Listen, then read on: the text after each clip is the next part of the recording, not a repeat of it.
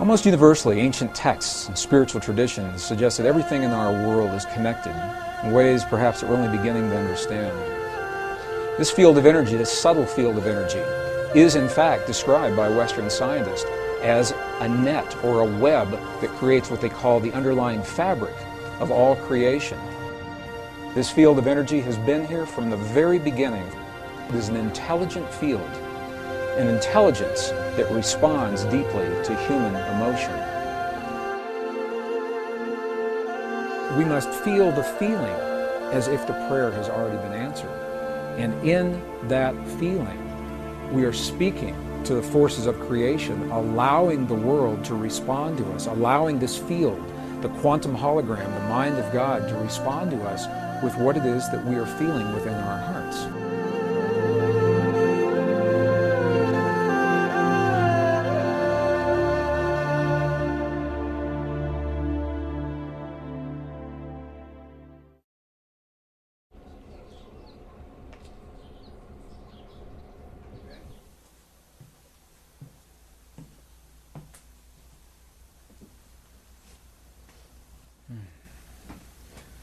What would it mean if we discovered that each moment of our lives is part of a conversation, an ongoing dialogue with the universe around us? What if everything that happens in our lives, from the healing in our bodies to the peace of our world, to our marriages, our families, our romances, our divorces, all the things that we see as life in each moment of every day, what if they're a reflection of this intelligence, this field of energy that the ancients described in their language, and now that Western science is beginning to describe in a language that we recognize? Well, a growing body of scientific evidence suggests this is precisely the way that our world works. That the world, in essence, is nothing more and nothing less than a reflection of what we have become from within, our thoughts, feelings, emotions, our beliefs, our prayers. Princeton University physicist John Wheeler suggests precisely this concept in an interview recently. What he said was that we live in what he calls a participatory universe. That rather than thinking of the universe as something that's already created and that we're plopped down in the middle of it having these experiences, what Dr. Wheeler is suggesting is that the universe is a result of what we are doing in our lives. He says we're tiny patches of the universe looking at itself and creating itself along the way. Now, this is a radical concept because it suggests that when we look into the world of the quantum atom for that most minute, ultimate particle, we may never find it. Because every time we look, the act of looking is consciousness, placing, creating, building something there for us to see. And when we look into the expanses, the vast expanses of our universe, searching for the very edge of what we call creation, we may never find it. Because the act of consciousness searching is the creative force that puts something in place. Well, a growing body of scientific evidence suggests this is precisely the way our world works. And what we'll find as we discover through the experiments that have been done recently in the 20th century is that the ancients may have been very, very close, in fact, to describing precisely the way our world works in the language of another time. Between 1993 and the year 2000, a series of experiments were conducted in accredited scientific and academic institutions that are now supporting precisely the concepts that the ancients so clearly spelled out in the language of their time. 3 of these representative experiments are absolutely shaking the foundation of everything we now believe about physics and the way our world works, and are in fact suggesting that we are connected through this field of energy. The idea that there may be an all-permeating essence that connects everything is really not so new, even in the world of science. In the late 1800s, there was this tremendous spiritual revolution that was sweeping the earth. And at that time, there was a great debate as to whether or not this field actually exists. And during that time, it was called the ether field. In 1887, a very famous experiment was conducted to demonstrate once and for all, does this field exist or does it not exist? And based on the results of that experiment, Western science, specifically Western physics, has believed that everything that happens in our world is discrete, non-related, isolated. Things that appear to be happening in the same instant in time are simply coincidence. The very famous Michelson-Morley experiment, the equivalent of the experiment, is if you were to go outside of the building where you are right now and moisten your finger and place it in the air above your head, and in that moment you felt no wind against your finger, and from that concluded that no air exists around you. That's the equivalent of this Michelson-Morley experiment. They believe that if this field actually exists, it must be moving.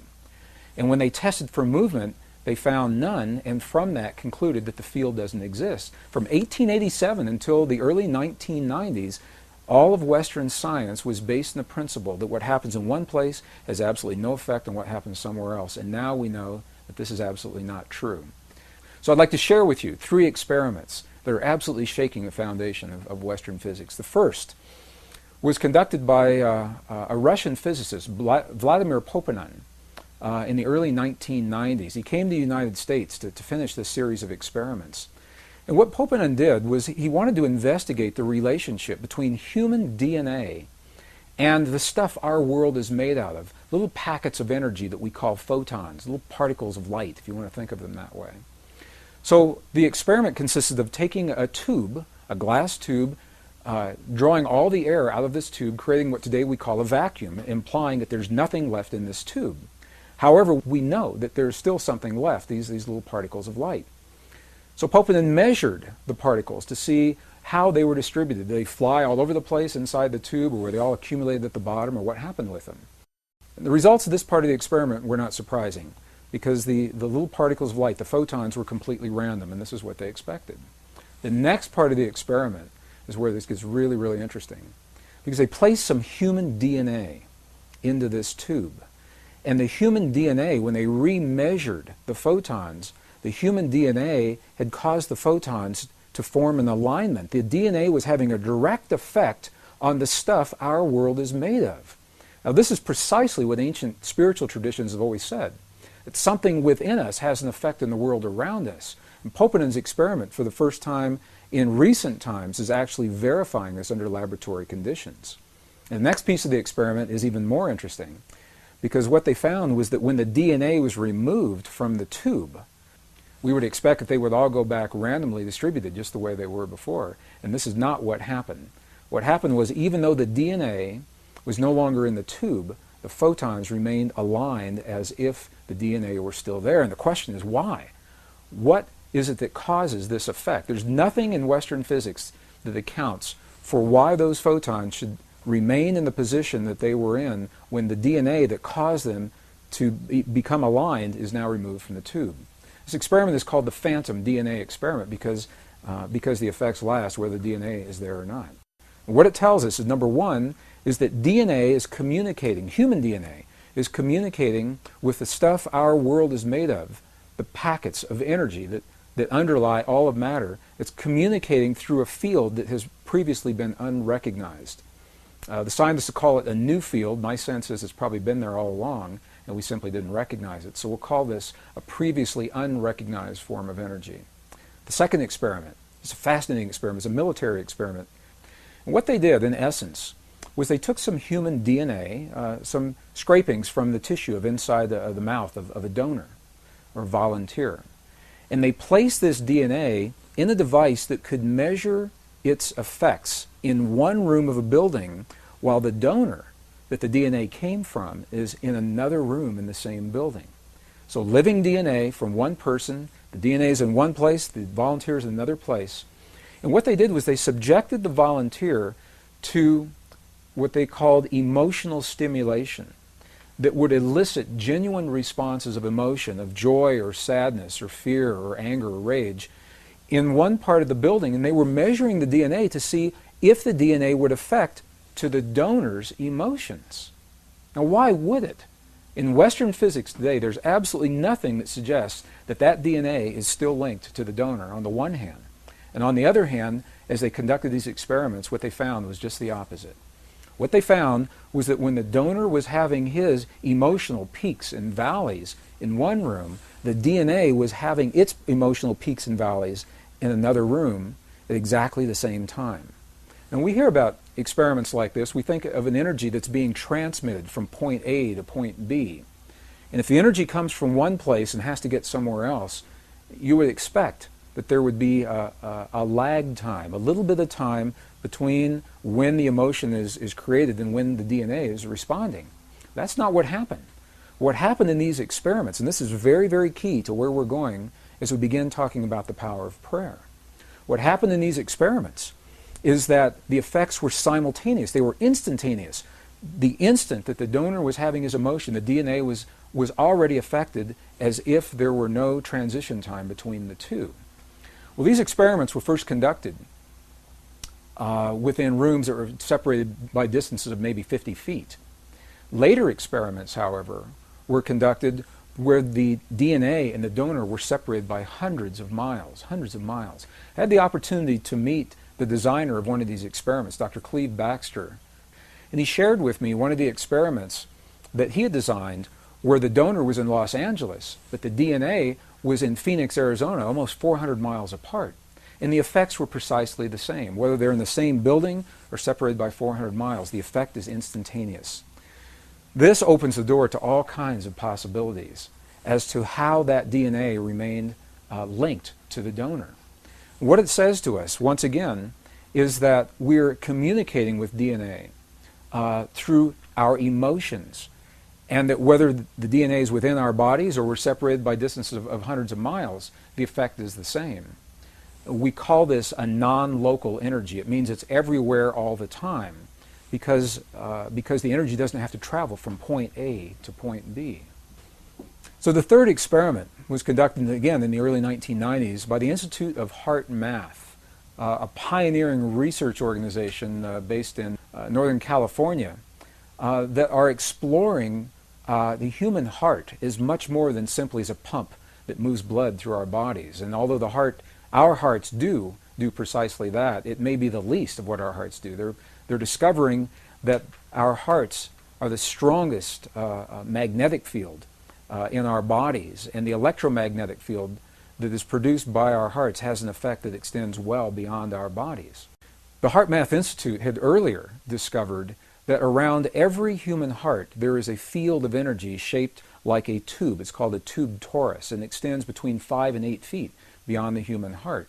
And the question is, in this already acknowledged field, could there be another form of energy that is being carried by this field beyond our bodies? So they designed an experiment to test precisely this theory. This is no surprise. They took some human DNA and they isolated the DNA and asked individuals that were trained to feel what are called coherent human emotions, very clear emotions of love, appreciation, compassion, or anger, rage, and hate, to have those feelings on demand. And as the people who were trained to have the feelings did so, they measured the way the DNA responded. And what they found was this. They found that in the presence of appreciation, love, compassion, forgiveness, the DNA became tremendously relaxed. And what we know from other experiments is that this relaxed state of DNA actually enhances our immune response. When you ask people what it is about the feelings of love and compassion that give us our high immune response, this may begin to tell us why, because the DNA is relaxed and actually allows certain portions of those little switches, if you want to think of them that way, to be enabled or turned on. And just the opposite is true as well. In the presence of anger, rage, hate, jealousy, DNA was tightened like a little knot, and it actually shut down in some instances. Those little switches depleted the immune response. Intuitively, we know this. We know that when people live in a state of jealousy or anger or rage, that depresses those portions of our bodies, and just the opposite, love, compassion, understanding, forgiveness, that those kinds of things are enhanced. And now, perhaps for the first time, these experiments are beginning to help us to understand why. It's the effect of human emotion on what is called the conformation or the shape of the DNA in our bodies. And what these experiments showed, and what the lab results, the lab notes in the published papers actually described, was that very specific kinds of human emotion have the power to change the shape of the DNA in our bodies. This is an amazing thing to say, because what it says is that on demand, when we choose to elicit very specific kinds of feelings and emotions inside of our bodies, we actually have the power to change the way the DNA functions in our bodies. This is the beginning of an internal technology, perhaps a very ancient technology that was described in languages of our past that we're only beginning to understand. Well, each of these three experiments was interesting unto itself. In some instances, the researchers were not aware of the experiments that the other laboratories were doing. And these experiments are only representative. Other experiments have been conducted along the same lines, giving the same kinds of results. When you put them all together, however, rather than being interesting, isolated experiments, they begin to tell a story. And the story looks something like this. The first experiment, Vladimir Poponin's experiment, said that the DNA in our bodies has a direct effect on our world, on the physical stuff our world is made of on the energetic level. The last experiment shows that human emotion has the ability to change the DNA that's having an effect on the world around us. And the middle experiment, the one that was conducted by the United States Army, shows that whether we're in the same building or 400 miles apart, the effect is the same. We're not bound by space and time. And as a matter of fact, the results of the experiments are saying precisely this, that you and I have a power within our bodies that is not bound by the laws of physics the way we understand them today. That something within us linked directly to the emotion of our bodies, thoughts, feelings, our prayers, our beliefs, transcends the limits of time and space the way we begin to understand them today.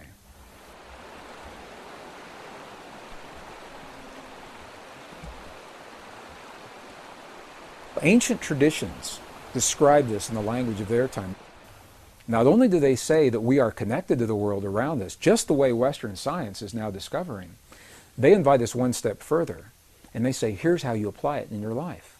They left us very, very clear instructions saying this is the way you use this power, this inner technology within you to bring about change in your world, to bring about healing in your body, to bring about peace in your families and in your communities, and collectively, as many people come together, these principles work as peace between nations as well.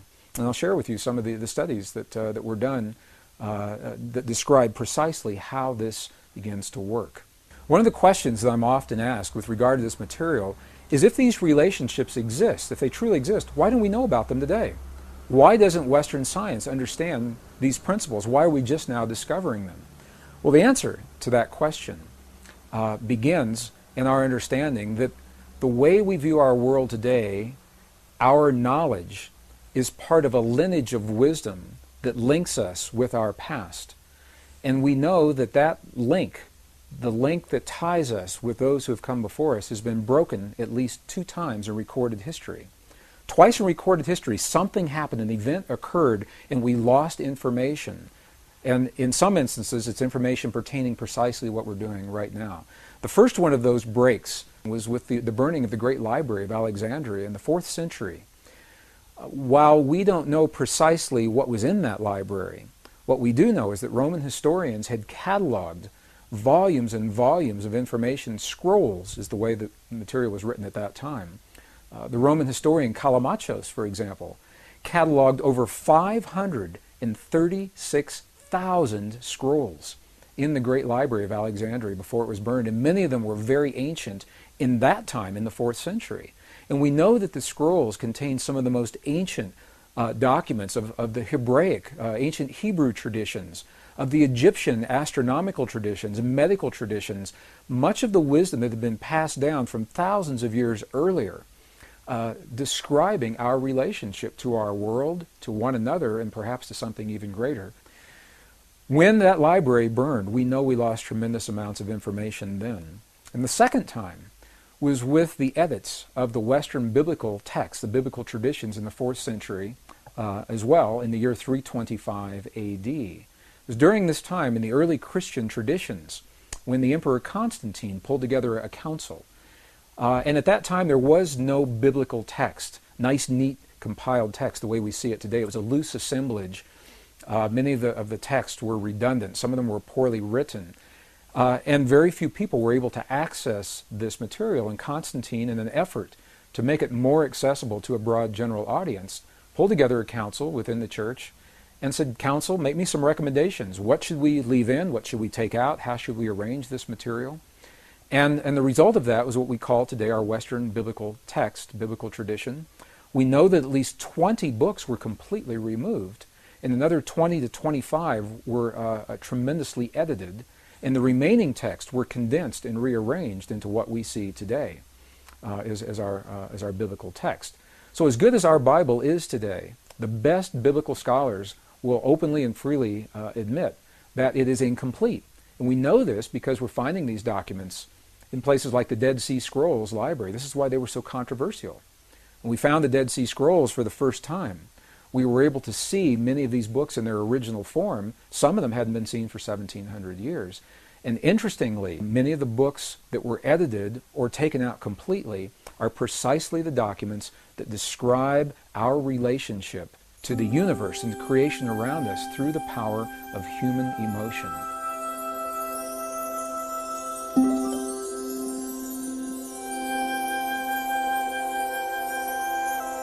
So now that science is beginning to tell us in its language, ancient spiritual traditions have shown us in their way, and in our own texts and documents, we're seeing references to precisely how these principles work. The question is, how do we apply them in our lives? How do we go about making use of this relationship between thoughts, feelings, and emotions inside of our bodies and what's happening in the world around us? Well, perhaps the best place to begin is by defining what a thought and a feeling and emotion really are. I've had this conversation with my mom many, many times. And Mom always says to me, she goes, "I always thought feelings and emotions were the same thing." And while they're closely related, there is a difference. So if we think of a chart, if you look at the ancient charts of the energy centers in our bodies, the chakra centers, if you will, what we see is the lower three energy centers of our bodies. They are closely associated with what we call the power of human emotion. And the ancients said we're capable of only two primary emotions. They said we're capable of the emotion of love, and whatever we believe the opposite of love really is. Whether we think of that as fear or hate. And when you get really deep into the traditions, what we find is there are actually both polarities of the same force. So in those lower centers, the power of emotion, we have two primary experiences, love and whatever we believe the opposite of love really is. This is a power. It's a force that drives us forward in life, and it tears down the walls, knocks down the barriers that stand between us and the things that we hold dear in our lives. Emotion, however, is scattered. It has to be focused.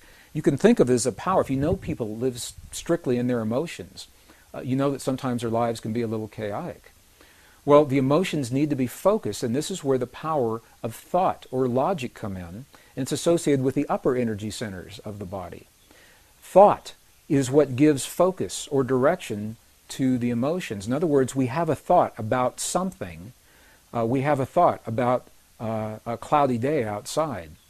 And that thought, into that thought, we fuel the power of the emotion, either our love of that rainy day or our fear of what that rainy day may bring to us.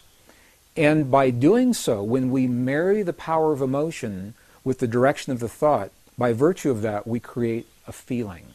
So feeling, by definition, is the union of emotion and the thought.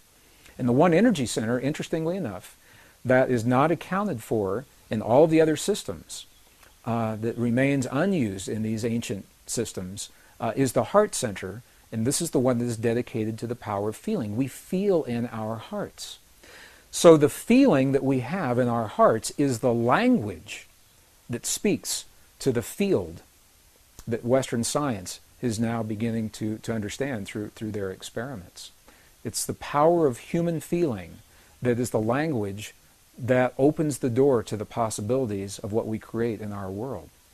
Well, scientists today, as they think about this field, it is so new, the idea is so new, that they've yet to agree even on a single term. Some scientists call this the quantum hologram. Some call it nature's mind. Dr. Ed Mitchell, former Apollo astronaut, calls this nature's mind. Scientists like Stephen Hawking call it the mind of God. As varied as the names appear to be, they're all speaking about essentially the same field, and they describe this field as a web or a net that underlies the fabric that links everything together. And it is this fabric, this web, this net, is what we speak to with the feelings in our bodies, with the feelings in our hearts. Ancient traditions not only recognized this relationship, they invite us one step further, and they left precise instructions in terms of how we apply this in our lives. In the late 1980s, I was an engineer working in the defense and aerospace corporations. I began exploring these concepts as an engineer, looking in the world around me to understand the history of those who have come before us. And it is that thinking that led me into the journeys of some of the most amazing places in the world, from the temples in Egypt, the Andes Mountains in Bolivia and Peru, into India and Nepal, the highlands of central China and Tibet, all through the American desert Southwest, searching for information and clues that would help us to understand how we relate to the world and how we can use this power of feeling, this power that speaks the language, the world around us.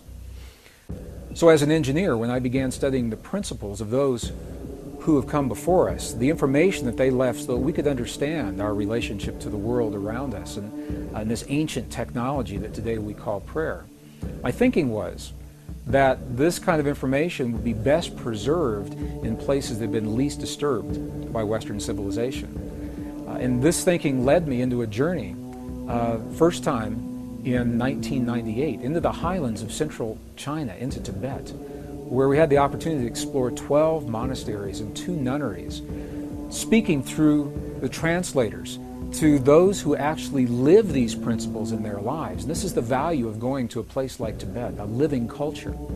We can go into temples in Egypt or temples, the Mayan temples in the Yucatan, and as fascinating as they are and as much information as they hold, the cultures that left that kind of information no longer exist. So at very best, we are speculating in terms of what they're saying to us. When we go into a monastery in Tibet, we can actually speak with the people who are there, and we can ask them, when we see your prayers on the outside, what are you doing on the inside? What happens? What happens to your body? What are you thinking? What are you feeling? What are you emoting? Well, it was in Tibet where I had the opportunity to meet with an abbot of one of the monasteries, and I asked him through the translator. Same thing we'd ask all of the monks and all of the nuns, and it was his answer that was so clear to me. And I asked him, when we see your prayers for 12 and 14 and 16 hours a day, when we see the mudras and the mantras and the bells and the bowls and the gongs and the chimes and the chants that you're doing in your prayers for so long on the outside, I said, what are you doing on the inside? What happens on the inside? And the abbot looked at me, and I like to think he was laughing with me. He may have been laughing at me, because he said through the translator again, he said, you've never seen our prayers, because a prayer cannot be seen. He said, what you have seen are the things that we do to create the feeling in our bodies. And the feeling is the prayer. Then he turned the question on me, and he said, how do you do it in your culture?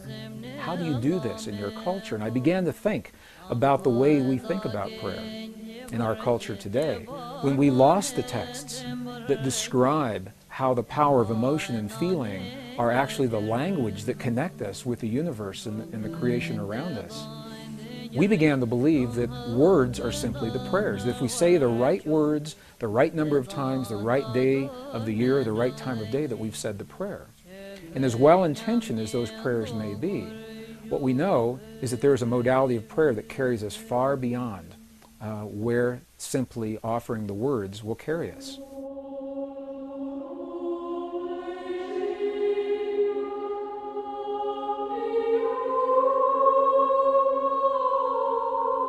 Western prayer researchers today identify 4 modalities of prayer.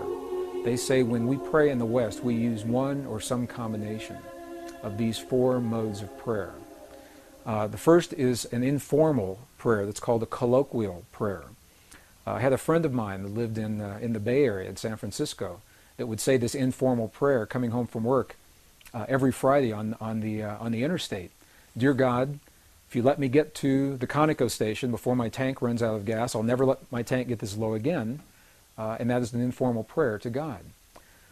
The second mode of prayer is what is called a petitionary prayer, where we petition the powers to be. We petition the angels, or we petition God. Amen. Dear God, I claim the right to heal and be healed now in all past, present, future manifestations. That would be a petitionary kind of prayer. The third mode of prayer is a ritualistic prayer. Now I lay me down to sleep. God is great. God is good. And the fourth mode of prayer is a prayer that has no words. It's simply a meditative prayer where we become aware of a presence around us and in the silence. And there's some dispute as to whether or not this is even a mode of prayer or not. But this is the way Western prayer researchers typically think of prayer in our world today. And as good as those modes are, and as well as they describe the way we pray, there's always been another mode, a fifth mode, that is not described in these modalities. And this is precisely what the abbot in Tibet was describing to us. He was describing a mode of prayer that's based in feeling. And he said, we must feel the feeling as if the prayer has already been answered. And in that feeling, we are speaking to the forces of creation, allowing the world to respond to us, allowing this field, the quantum hologram, the mind of God, to respond to us with what it is that we are feeling within our hearts.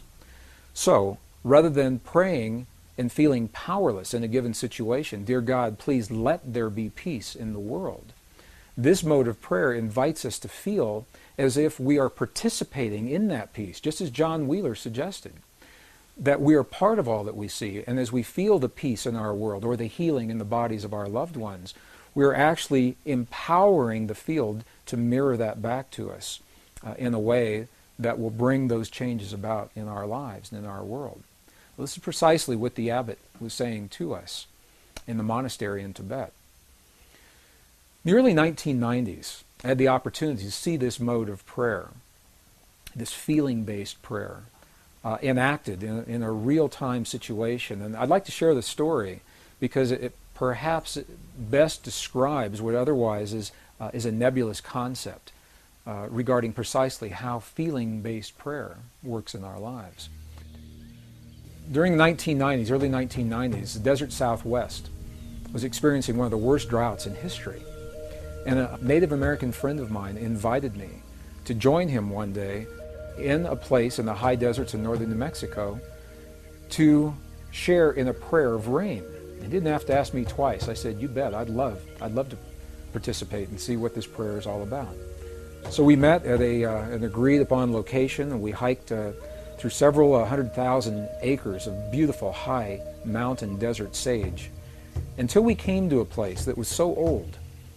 Even the people today don't know who built this place. It was essentially a stone circle, and each stone was placed just as it was by the hands of the ancestors so long ago. It was in this place that my friend began his prayer. What he did was he removed his shoes, stepped into the circle in his bare feet. He honored all of his ancestors. He simply said, all of my ancestors, all of my ancestors. Honored the four directions. He turned his back to me, held his hand in a prayer position just a few seconds. And then he turned around and looked at me and he said, I'm hungry. Let's go get a bite to eat. And I said, I thought you were going to share this prayer. I thought you were going to pray for rain. And he looked at me and he said, no. He said, because if we prayed for rain, rain could never happen. Because the moment you pray for something to occur, you've just acknowledged that it does not exist in that moment. And I thought about what he said. It made a lot of sense to me. If I say, dear God, please let there be peace in the world, what I'm saying in that moment is that peace isn't there. And I may inadvertently be empowering the very condition that I would like to change. And the same with the healing in my body or the body of my loved ones. So I asked my friend, I said, if you didn't pray for rain just then, what did you just do? What happened when you closed your eyes? And you turned your back to me just for those few moments. And what he said was this. He said, when I closed my eyes, I began to feel the feeling of what it feels like to have rain in our Pueblo village. He said, I smelled the smells of what it smells like when the rain falls off the earthen walls of our buildings. And I felt the feeling of what it feels like with my naked feet in the mud. There's so much mud because there's been so much rain. And he said, in that way, I opened the door to the possibility to bring rain into our world? Well, I think about this mode of prayer a lot. Later that afternoon, something amazing happened. I was watching the weather maps, and the drought that had happened for so long suddenly changed. We saw the high-pressure system move across Utah and then dip down from Colorado into northern New Mexico and make a little U-turn and come right back up. We had rain that night, and we had rain all the next day. It rained, and I called my friend. And I asked him, I said, there's so much rain, the valleys are flooding, the roads are flooding. What in the world is going on? And he was quiet just for a moment, and he said, that's the part of the prayer. He said, I never quite figured out. So I have no way of scientifically validating that my friend's prayer had anything to do with that rain. But the correlations are so high. We see it happen so many times, we know there is an effect. 1972, 24 United States cities were used to conduct an experiment where people were trained to feel the feeling of peace in a very specific manner, and they were strategically placed in these cities. Each city had populations over 10,000 people. And these were documented in some of the very well-known TM studies that were done back in the early 70s. And what happened was, during the time that the people were feeling the feelings of peace, in the community around them, beyond the buildings where they were having their experience, the communities experienced statistically measurable reductions in crime. Violent crimes against people, traffic accidents declined. In some cities like Chicago, where the stock exchanges, the stock market soared while peace was in place. And when they stopped their prayers, all those statistics reversed. And they did this time and time again to such a degree that the effect could be measured, and it was applied in an even greater experiment that was documented in the Journal of Conflict Resolution, 1988. And this was the experiment. It was called the International Peace Project in the Middle East. And what happened during the Israeli-Lebanese War in the early 1980s, as a result of these earlier studies, people who were trained to feel the feelings of peace were positioned throughout the war-torn areas in Israel and Lebanon. And during the time, what the researchers called the window, the prayer window, when they were feeling, people that were trained to feel the feelings of peace in their hearts, when they were feeling those feelings, terrorist activities dropped to zero. Crimes against people declined. Emergency hospital room visits declined. And they tried doing these experiments different times of day, different days of the week, to make sure it wasn't an effect of weeks or weekends or holidays, or different times of the month to make sure it wasn't an effect of lunar cycles affecting people. And when the studies were complete, what they found, although we may not know precisely why this effect happens the way it happens, we know the correlations are so high that when a certain number of people begin to feel the feeling of peace or healing in their bodies in one place, the effect carries into the community beyond the place where these people are. And it is so precise that we now know, the statisticians were able to determine precisely the number of people that are required to kickstart, to jumpstart this kind of an effect. So I'll share the formula, and then I'll describe what that formula means. The effect is first noticed when a certain number of people are participating. And that number, the minimum number, is the square root of 1% of a given population. So what does that mean? If you have a city of 1 million people, for example, you take 1% of 1 million on your little calculator, and then you take the square root of whatever that 1% was, and that number tells you how many people are necessary, the threshold number, to begin the effect. Obviously, the more people that participate, the greater the effect. For a city of 1 million people, that number is only about 100. In a world of 6 billion people, the square root of 1% of the given population is only about 8,000 people. 8,000 people, according to these studies, are the number of people, that's all that's required, to feel the feelings of peace in their hearts in a given moment in time, simultaneously, to kickstart, to jumpstart that consciousness linked through the field, as we know the field exists today, before that peace is felt in the world around us.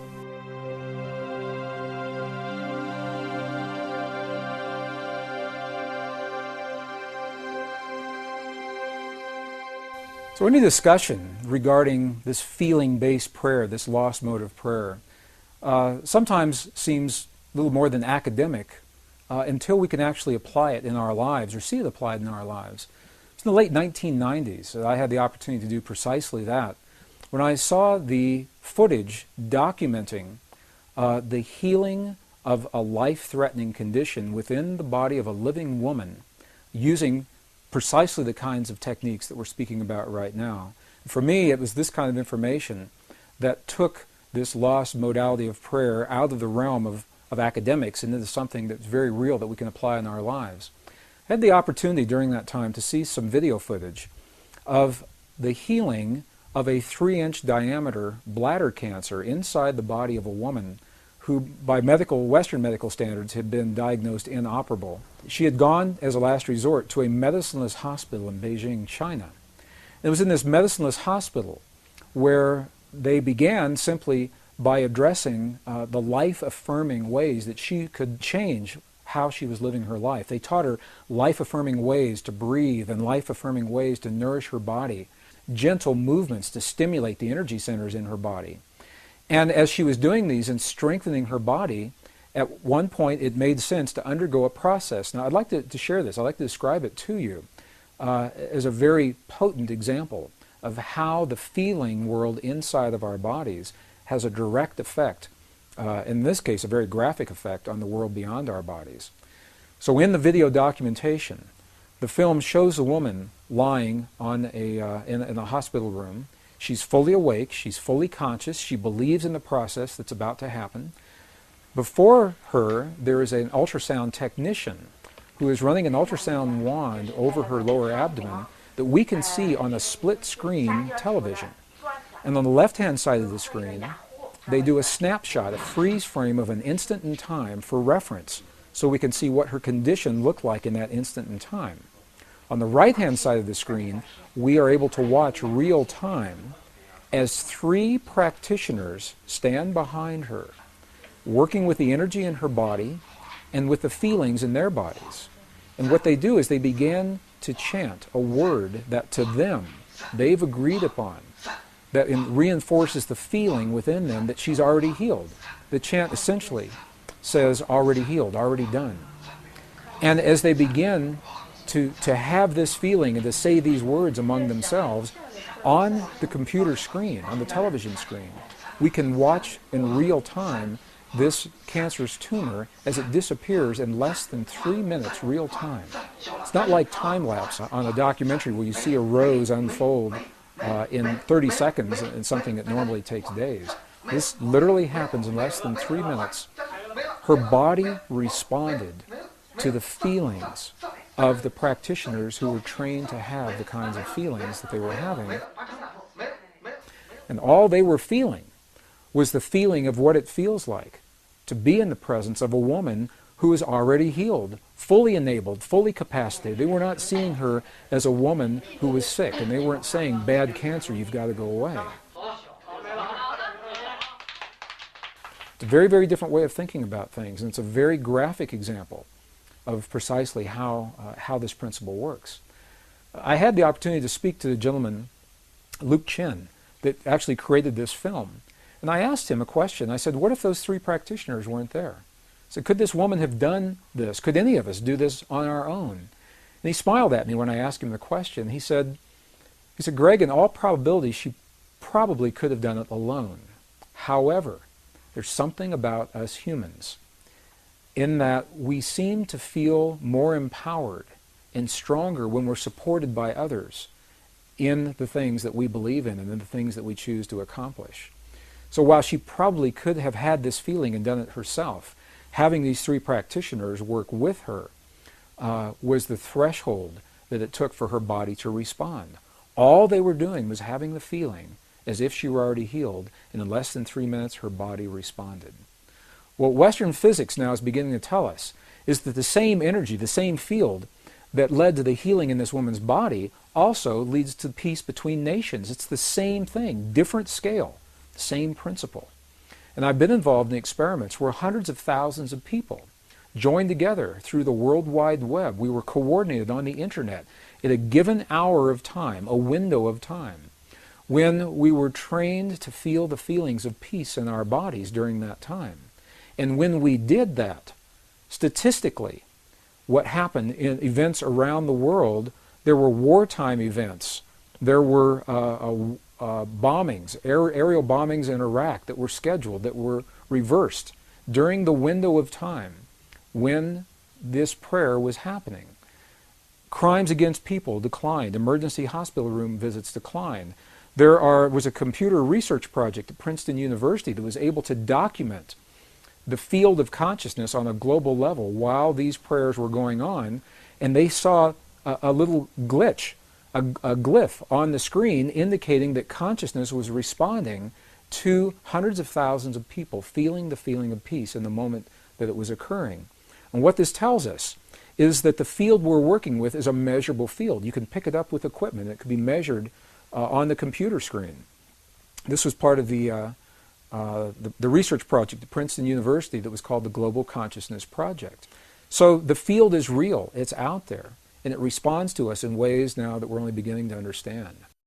Even more recently, the research has been done by the scientist Masaru Emoto regarding the relationship between human emotion, human feeling, and water drops is showing this relationship even more poignantly. What has happened is that these scientists, this particular research project, has discovered that droplets of water that make up over 70% of our world anyway and 70% of our bodies, that these droplets of water respond to human emotion, whether it is felt in the body or as it is actually written on labels that are placed onto vials of water, and the emotion of the researcher as the labels are being written and placed onto those vials. The vials are then frozen for a specific period of time, removed from the freezing process, and as they begin to thaw, they crystallize. And the crystals are the telltale sign of what is happening with the emotion. For example, they've taken water, highly polluted, highly toxic water, from some of the most polluted dams in the center of Japan. This water has never been known to crystallize. They just can't get it to crystallize. And when you look at it under a microscope, what you see, it's a very muddy, very nebulous form. There's no symmetry. There's no crystalline structure whatsoever before the emotions are in place. After the emotions are there, for example, when 500 people pray over some of this most polluted water, the before image shows the water in its toxic state. The after image of the same water shows this water beautifully formed, beautifully clear, beautifully crystalline, perfectly symmetrical, purely from the result of human emotion interacting and human feeling interacting with this field of water. Some of the other research has shown families where children and their parents have encircled a vial of water in a room that has never been found to crystallize. Again, some of the very highly polluted and toxic water. And what they do, they make a game out of it. The children, they send love to the water. They say, "We love you, water. We appreciate you, water. Thank you, water, for what you bring to our world and our lives." And in that innocence, they are eliciting these genuine states of emotion. And as the research continues, it is precisely these vials of water that have received this kind of energy from the children and their families, feelings that the ancients called prayer, that the water begins to crystallize into beautiful, symmetrical, very clear forms, showing once again that there's a direct effect between what we feel in our bodies and what's happening in the world beyond our bodies. And it's a beautiful, beautiful, very poignant example of how each of us has an opportunity to participate, not to control and manipulate, but rather participate in the events of our world, the events of our lives, our families, our communities, and our bodies through the field that links all in creation.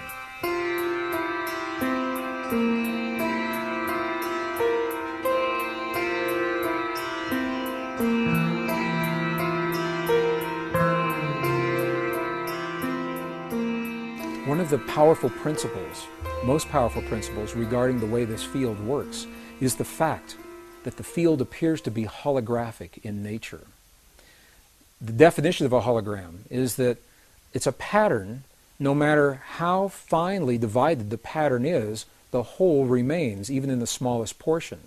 For example, a few years ago, there were bookmarks, shiny little foil strips, and when they were shown in direct light, that had an image of a rose fully in bloom, or the image of Mother Mary, or the image of a dolphin jumping over a pyramid. And in these bookmarks, if they were truly holograms, you could take and cut them into the smallest pieces, and then take the smallest one of those and cut it again, and look at it under magnification, and the entire pattern would still remain even in the smallest piece. And I share this principle now because it appears that consciousness, our consciousness through this field, works precisely this way. What it means is that all of us, as smaller portions of a greater pattern, are connected. And the seemingly little things that we do in our lives, day in and day out, the way we respond to one another at the family dinner table during our conversations, the way that we feel about the 6 o'clock news, the way that we respond to a driver that cuts us off on the freeway just before we get to our exit, in those seemingly insignificant moments of life, we are actually having a conversation with this field, the quantum hologram, the mind of God, individually. And when we put all of our little conversations together, that becomes the collective answer. The field mirrors back our collective love, our collective appreciation and gratitude, or our collective anger and rage and fear. So as we watch the events in our lives and our world unfold, and we ask ourselves, why are these things happening? And how can these things happen the way we see them? We might want to keep these principles in mind and ask yourself, do you believe, do you see these principles that I've just described? Do you see them playing out in the world around you? And if so, if the principle works in one direction, it works in the other direction.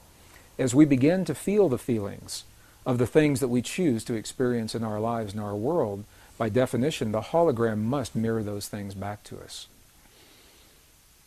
I hear from so many people that when we offer our prayers from within our bodies, that they need to be sent to the place that we choose for them to be. If we want prayers in the Middle East, that we have to send that energy there. Or if we want prayers of healing for our loved ones, that we somehow have to transmit from our bodies to where our loved ones actually are. Well, I know that these principles are well-intentioned. What the hologram says to us is that we don't have to send anything anywhere. It says that when we feel a feeling in our bodies, it already exists everywhere because we are part of that whole. Just like the pattern is complete, no matter how small we cut that bookmark, we are little pieces of this greater hologram, of this greater consciousness. And by virtue of simply feeling and using the energy to create what we choose within our bodies, it already exists everywhere all the time. Maybe you've had this experience. Have you ever gone to pick up the phone to call someone that you have an affinity for and found that they were already on the other end of the line? My mom and I have this experience. I try to call her at least once a week from wherever I am. It's not unusual for me to pick up the phone and find that she's either already there or her line's busy because she's calling me in that very moment.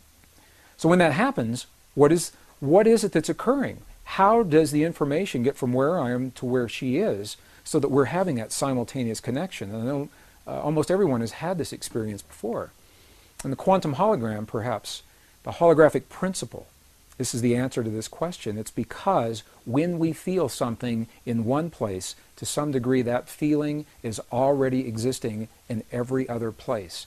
And to the degree that we can focus that feeling within our bodies and hone our ability to feel those feelings clearly in our hearts, rather than simply think them in our minds, to that degree we have the opportunity for the kinds of healings that we see in the medicineless hospital, and for the effects that we feel inside of our bodies to be carried beyond our bodies into the world around us. So what does this information say to us today, really, about the way we live our lives and what we see happening in our world? Well, at the very least, what it says is that there's something out there. There's a field, a living intelligence that links, it connects everything in creation, excluding nothing.